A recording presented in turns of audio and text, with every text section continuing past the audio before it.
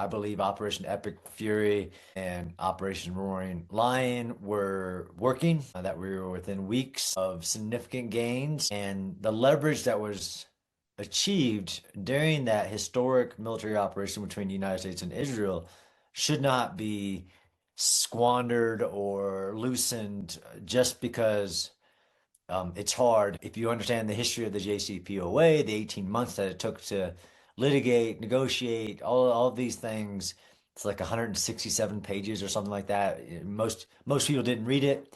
And history shows what it achieved and what it didn't achieve. It did not stop Iran's nuclear weapons pursuit.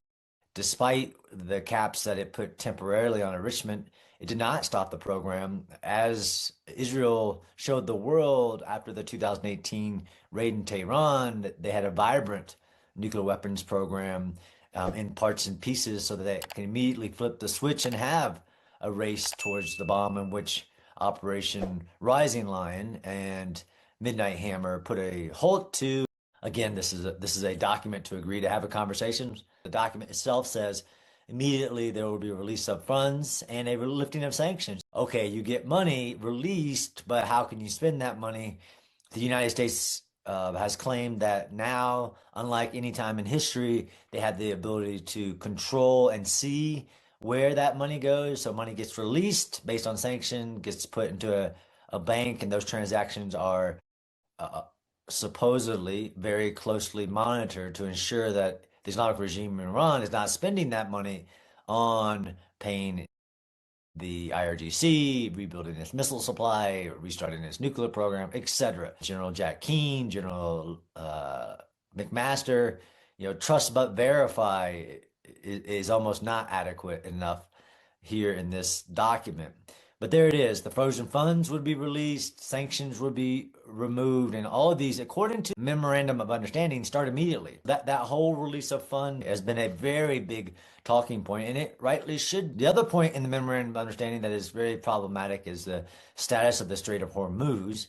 John Spencer's personal opinion, there are only the two grand strategy, geopolitical, global issues, and why this war had to happen is nuclear non-proliferation. Even the Memorandum of Understanding says positively Iran will not have a nuclear weapons program and it will give up the nuclear enriched uranium that it has. So that's one. The other one is the freedom of navigation. So the Strait of Hormuz, in accordance with the Memorandum of Understanding, is also as clear as mud. There is a very senior level negotiations happening in Switzerland, which you have to factor the Memorandum of Understanding, but also already have a visibility that what was written in that isn't necessarily what's being implemented.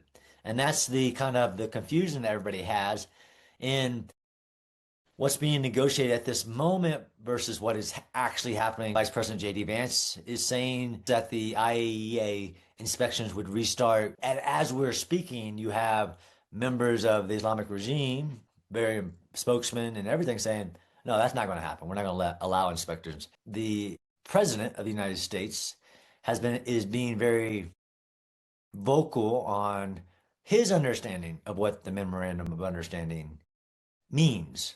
Personally, John Spencer's analysis, why on earth would the Gulf states give money to Iran after being attacked by Iran? I believe that we had a lot of leverage.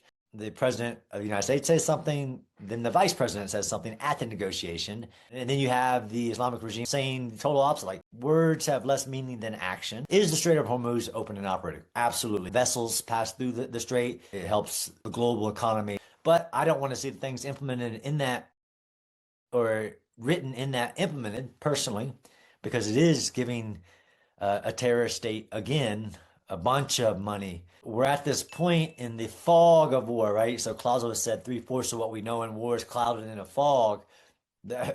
We're probably at 90% of what we know in this war is clouded in a fog. What's the status of the missile program? There is active negotiations, and what I'm saying now could change by tomorrow morning. And the president has said multiple times, if this doesn't go the way that he says, then he has the option. And we saw that with 49 Tomahawk missiles just a week and a half ago to restart the military operations, to get to the solutions that are needed for the world